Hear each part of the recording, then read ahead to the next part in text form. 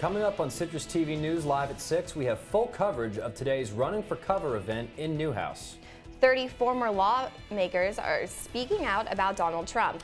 And a plane had to be evacuated for a pretty unusual reason. Citrus TV News starts right now.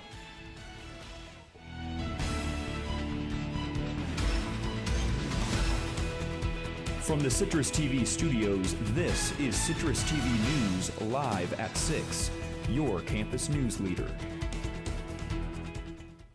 Good evening and welcome to Citrus TV News Live at 6. I'm Amico. And I'm Jackie Prager. Newhouse is wrapping up a day of panels about the Syrian conflict. And that's our top story tonight.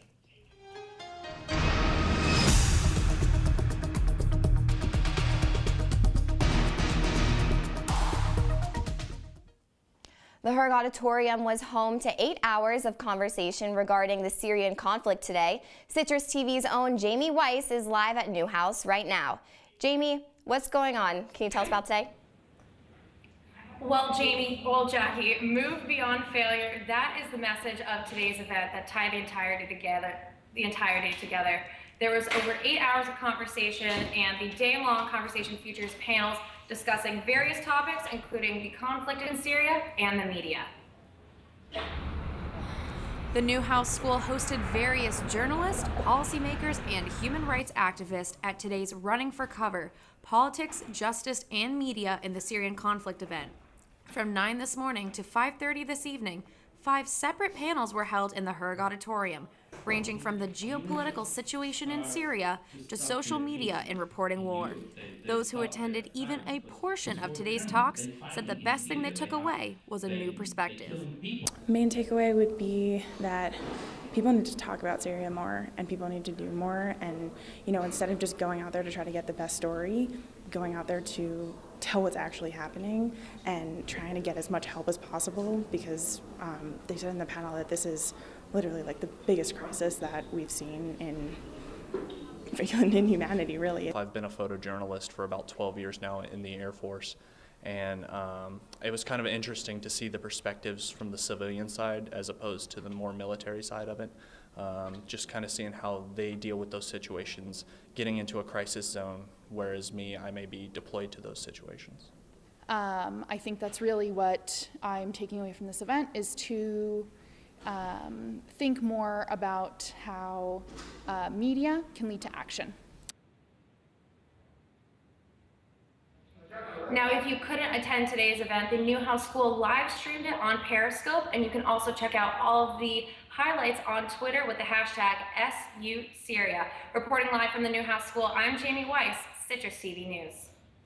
Thanks, Jamie. And for its upcoming family weekend, University Union will host an evening with Chris D'Elia. The stand-up comedy will feature actor Chris D'Elia. Ticket sales open October 7th, and tickets are priced at $10 for SU students with an SU ID, $15 for family, and $20 for the general public. Falk College is offering a new certification for advanced studies in child therapy. The 12-credit program focuses on working with kids, teens, and their families. Graduates will be prepared to work with children in clinics. Whitman's Falcone Center for Entrepreneurship is the recipient of the 2016 NASDAQ Center of Entrepreneurial Excellence Award. This is the highest honor that can be given to a university-level entrepreneurship center. The Falcone Center provides valuable entrepreneurial resources to students, such as new venture business planning. And Falk College's nutrition program will host its second annual lecture series tonight in Grant Auditorium. Tonight's keynote speaker is nutritionist and author Jill Castle. She'll be speaking about appropriate nutrition for young athletes and how to avoid unhealthy food habits. The event begins at 6:30. A Syracuse student will have his film featured at an NYC film festival. Senior Brian Uran wrote Blood Ties for his sophomore year screenwriting class and made the film with fellow Syracuse student Yona Nimmer. It tells the story of an accountant who wants to avenge his brother's murder. The Big Apple Film Festival kicks off early in November. And Syracuse University alumni Neil Swab is speaking in Shemin Auditorium tonight as part of VPA's Visiting Artist Lecture Series. Swab's illustrations have been recognized by the Academy of Motion Pictures Arts and Sciences. He is currently a professor at Parsons School of Design. His lecture begins at 6:30.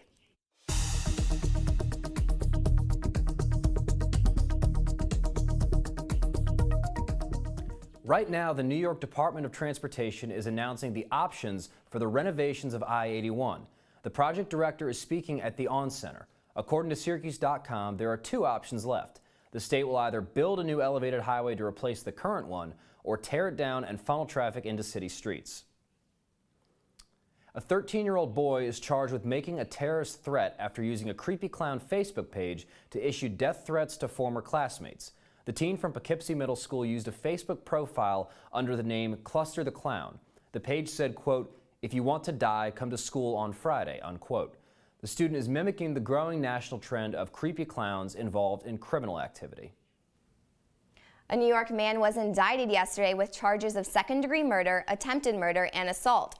Nicholas Chappell killed a 23-year-old man last summer and wounded another with a long gun. Chappell is being held in Broome County Jail with a pending arraignment. No motive has been disclosed.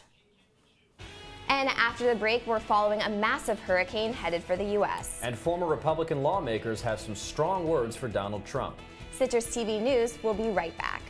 Every time I hear the alarm bell go off in school, I think it's an air raid. A lot of houses in our neighborhood have been destroyed. I like to close my ears and sing songs whenever the bombs come close. I'm worried our new neighbors won't like us. But I know it's all gonna be worth it. I just want my family to be safe. But these are not my words. These are not my words. These are not my words.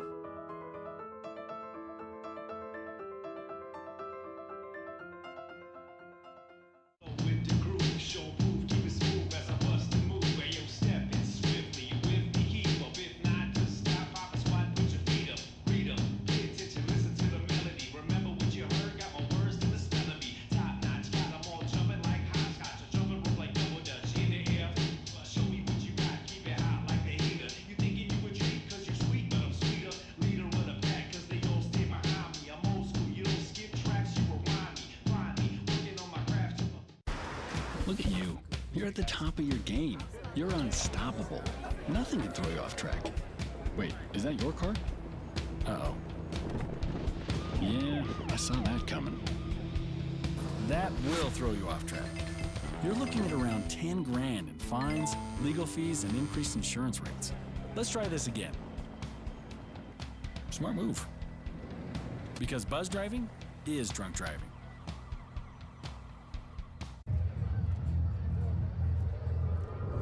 Looking for these? You drive buzzed. It could be one very expensive ride. First, you gotta make bail. Then pay me to get your car back.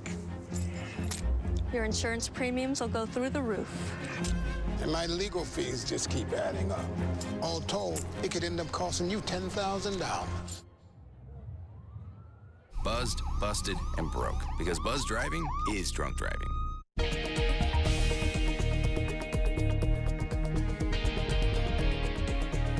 Hurricane Matthew is set to make landfall in Florida tonight during the early morning hours.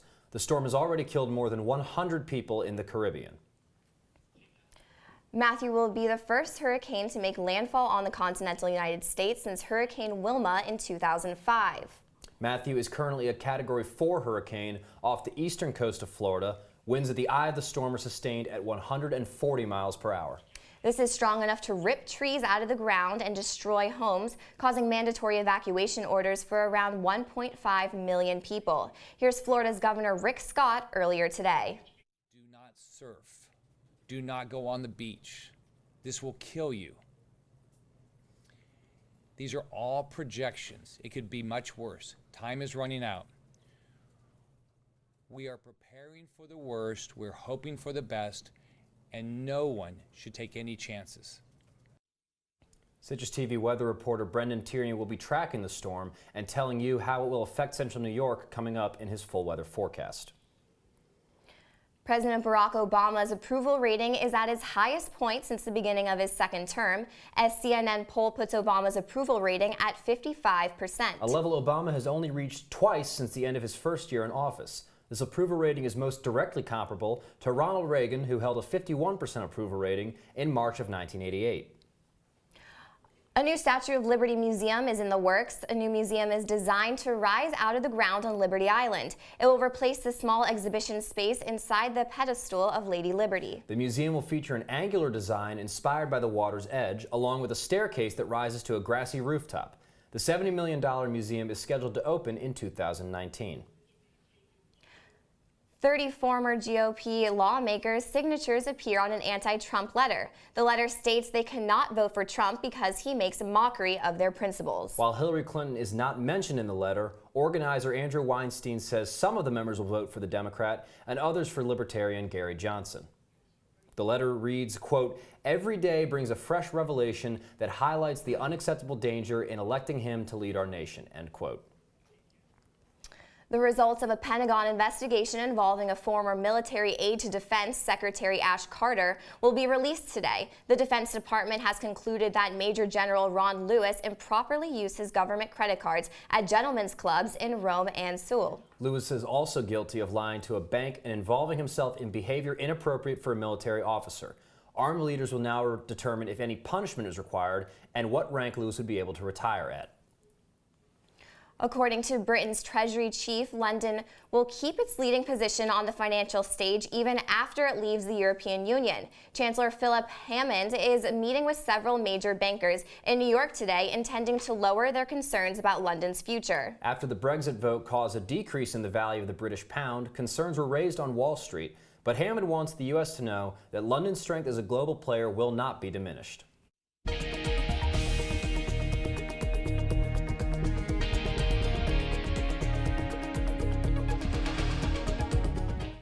The United States is responding strongly to Israel's decision to build more settlements along the disputed West Bank. In a 2009 speech, Israeli Prime Minister Benjamin Netanyahu publicly assured that the country had no intention to build in the area. The West Bank sits between the border of Israel and Jordan and has created tension between the two groups for decades.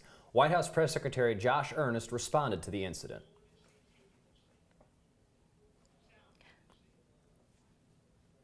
The settlement location is far closer to Jordan than it is to Israel. And it would effectively link a string of outposts that could divide the West Bank. And it would make the possibility of a viable Palestinian state all the more remote.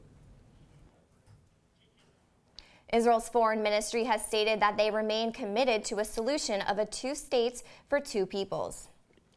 The presence of Turkish troops in northern Iraq has caused Iraq to request an emergency UN Security Council session. Turkey's president stated that they will remain where they are no matter what is decided. Baghdad is backing up Iraq by asking for the Security Council to go over the violations of Turkey on Iraqi soil and Turkey's interference into the internal affairs of Iraq. The U.S.-led international coalition spokesperson stated that the Turkish forces are not with them and are on their own. The Indian Army says it killed 3 suspected rebels in Kashmir early this morning. The deaths come after the rebels attacked an army camp, opening fire at about 5 a.m. A standoff firing lasted for about 15 minutes. The attack comes amid heightened tensions between India and Pakistan after last month's rebel attack on an Indian military base that killed 19 soldiers. The army suffered no casualties in the incident. Thousands of protesters marched through Bogota, Colombia on Wednesday, calling for a peace deal with FARC rebels. A national vote rejected the peace deal between the government and FARC. Conflict between the rebels and the government has lasted over half a century. Colombian President Juan Manuel Santos vowed to keep trying for peace. A ceasefire between the rebels and the government remains in effect. And coming up, a new anti-aging drug that can help your pets and may be able to help you. And an update on what Fetty Wap has been up to since Juice Jam. Hurricane Matthew has been hammering the southeastern coast side. Luckily, the storm will not affect a beautiful Thursday here in Syracuse. 74 degrees, was your high today. Nice and sunny skies, 49 was your low. Some humidity, really moderate, 49%. Will the nice weather stay with us for the weekend, or will we be affected by Hurricane Matthew? I'll let you know coming up in my full weather forecast. Stay with us. I see you mobbing over her. Let's go. Let's mob. Let's crawl. Let's crawl. Let's crawl. Hey, yo, we mobbing. Come on, girl. Let's crawl. Hey, yo, let's crawl. Hey, yo, let's crawl. Hey, let's crawl. Hey, yo, let's crawl. Fancy pants peanut butter? A big screen television? You haven't even bought a sofa yet. A motorcycle? When your father finds out, he's gonna flip his shoes with 2 buckles? What do you even need 2 buckles for? Mr. Big Shot, buying whiskey shots for everybody in the bar. From the looks of it, I'd say nobody even remembers. Feed the pig. Come on, it's not that hard. My big man fingers are having a problem with these little tiny buttons.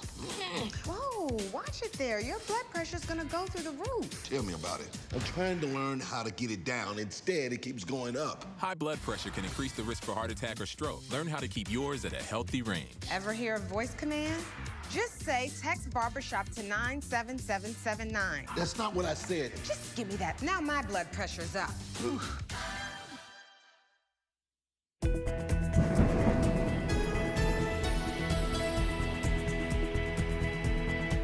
Well, it was a beautiful day outside today. Citrus TV weather reporter Brendan Tierney joins us now to tell us how long this weather will stick around. Thanks, guys. Definitely a beautiful day here in Syracuse. Unfortunately, not so nice down in the southeast. Take a look at Hurricane Matthew right now off the east coast, currently a Category 4 hurricane. You can see the eye of the storm is moving up towards Florida and will be making landfall later this evening. 140-mile-per-hour winds. About a 60-mile radius off the center of the eye of the storm that has those winds. So it depends how close to the shoreline the eye comes and how much damage we will get. Taking a look at the current track, you can see it will be moving up the coast through Georgia and the South Carolina area through the weekend and will be curving back off to the coast. Luckily, it will be curving off the coast due to a pressure system that you can see we're in control of high pressure at the moment, which will keep us dry for tomorrow. However, that front you can see down here will be keeping Matthew off the coast, stopping it from making its way up the east coast and getting an effect kind of like Superstorm Sandy did a few years ago. Back in central New York, nice and dry across the region. You saw that high pressure system will be keeping us dry at least through tomorrow. Taking your look at current temperatures across the region, 74 here in Syracuse. Cortland's at 72, Ithaca's at 74 as well. So moderate temperatures above average for this time of year, believe it or not. Tonight, 52 degrees, mostly clear with some calm winds in the area. So you plan on going out tonight and tomorrow night's probably the best day for this weekend. We have some rain moving in that we will see. Taking a look at your exclusive Citrus TV 5-day forecast. So tomorrow, 76 degrees is your high, mostly cloudy throughout the day. We will get some sun, however. Saturday and Sunday, the chance of rain does move into the area. 60s on Saturday, Sunday, and Monday. Luckily, we do warm back up a bit on Tuesday and nice and sunny for when classes resume on Monday. Well, thanks so much. So do you think that these hot temperatures are going to stick around for a little bit longer? Unfortunately, the hot temperatures aren't. They're going to be moving out of here with the rain over the weekend, but not too bad. We're going to see some moderate fall temperatures, 60s, low 50s. No more shorts. No more shorts, unfortunately. Too bad. So are we going to see a couple weeks of fall, or are we going to see a few days and go right to winter? Well, we're going to see a few weeks of fall, at least through the end of October. It's looking like the La Nina off the west coast has kind of weakened a little bit, which will be bringing winter in a bit earlier than it did last year, but not bad overall. All right. Brendan, thank you so much. Thanks so much.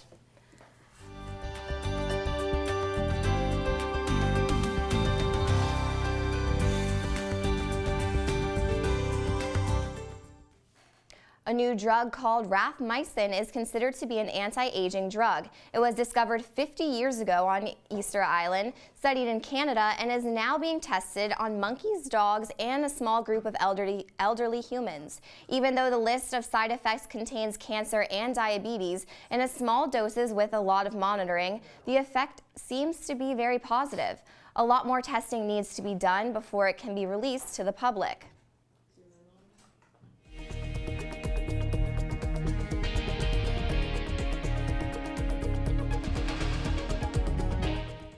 A smoking Samsung smartphone forced the evacuation of a Southwest Airlines jet that was preparing for takeoff from Louisville. No one was injured in the evacuation, but the plane suffered minor damage. The incident follows Samsung's recall of the Galaxy Note 7 due to overheating. A passenger confirmed that the phone was a Note 7 that was issued as a replacement. Samsung and the FAA both said that they were investigating the incident. And oil prices have once again risen above $50 for the first time since June of 2012. The oil cartel OPEC has decided to cut output for the first time in 8 years. The deal will be formally approved in November. OPEC members Iran, Nigeria, and Libya are being exempted from production cuts. The deal aims to reverse the crude oil glut in the market that has persisted since 2014.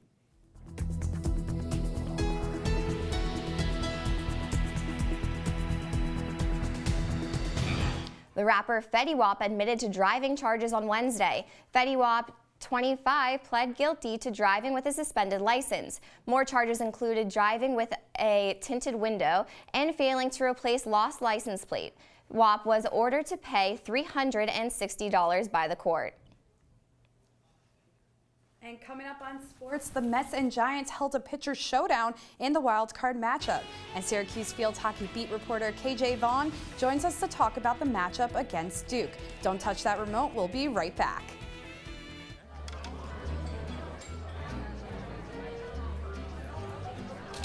Oh, you got it. You know, since I got rid of my car, I really enjoy walking. Okay. God, no. Getting pulled over for buzz driving could cost you around $10,000 in fines, legal fees, and increased insurance rates. Oh, you're home early. You live with your mom? That'll set your game back a few years. Buzzed, busted, and broke. Because buzz driving is drunk driving. There's one thing you can never have sex without. It's not something you buy. Or something you take. In fact, there's only one way to get it. It has to be given to you, freely. It's consent. Because sex without it isn't sex. It's rape. Consent. If you don't get it, you don't get it. It's on us to stop sexual assault. Learn how and take the pledge at itsonus.org.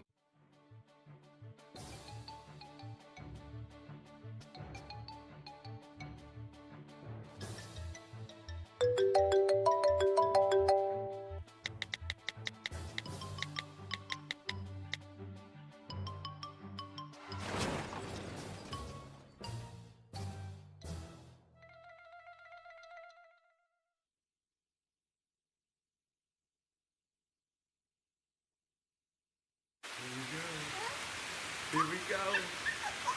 We're gonna go out there in the rain. Gonna get wet. All right, here we go.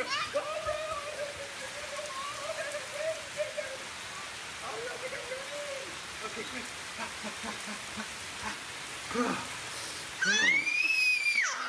Oh yeah, yes. So much fun. Mwah. We're getting so wet.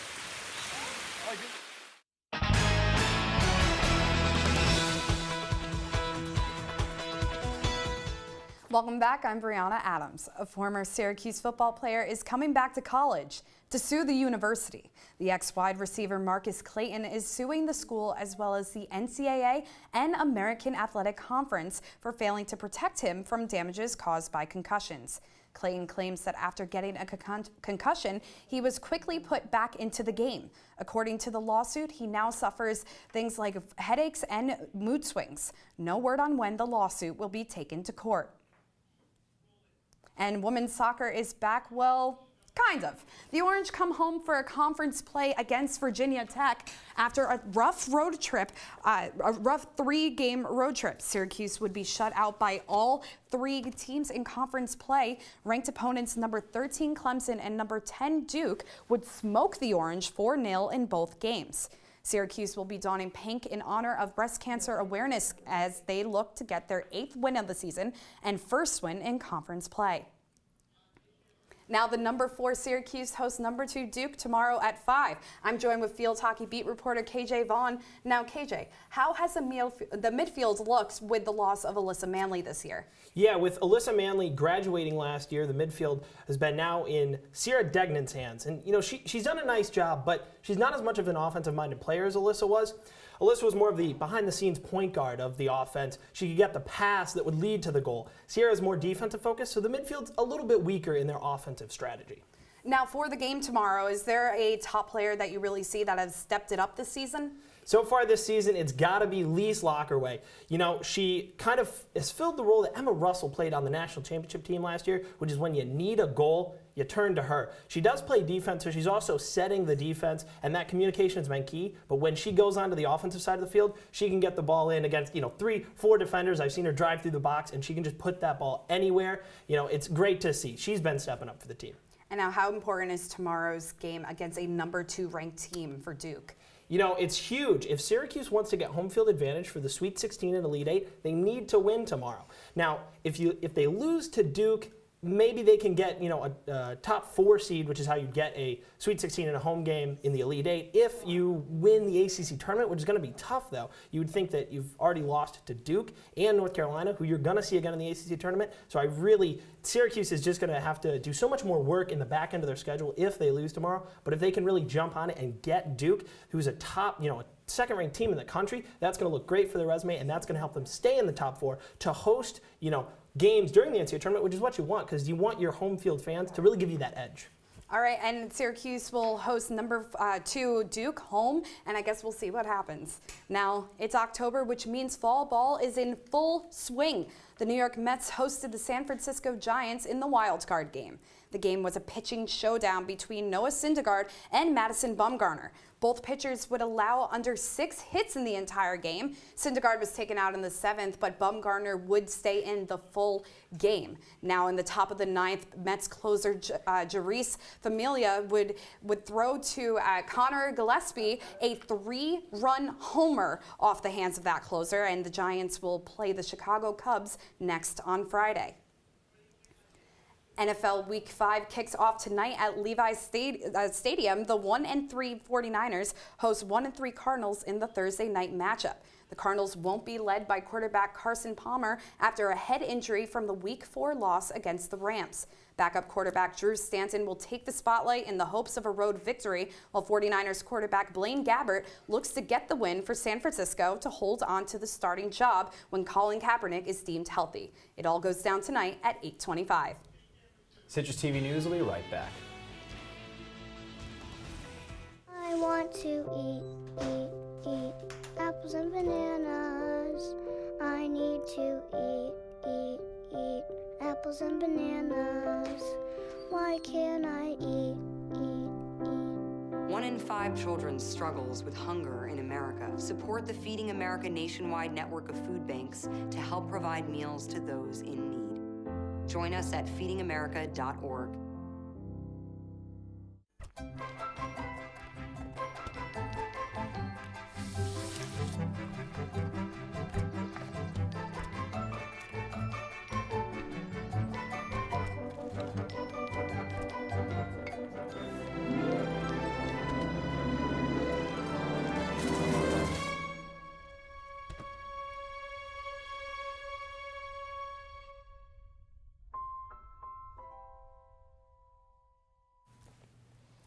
Welcome back. So Brendan, what can we see tomorrow morning? Tomorrow, not bad. It's going to be a little cold in the morning like it was today, but we're still seeing a high in the 70s. So nice weather again tomorrow. It's going to get a little rainy in the evening, though. Brendan, thank you so much. Thanks, guys. Thanks. On this day in history, I guess not. That's all the news for now. Thank you for joining us this evening.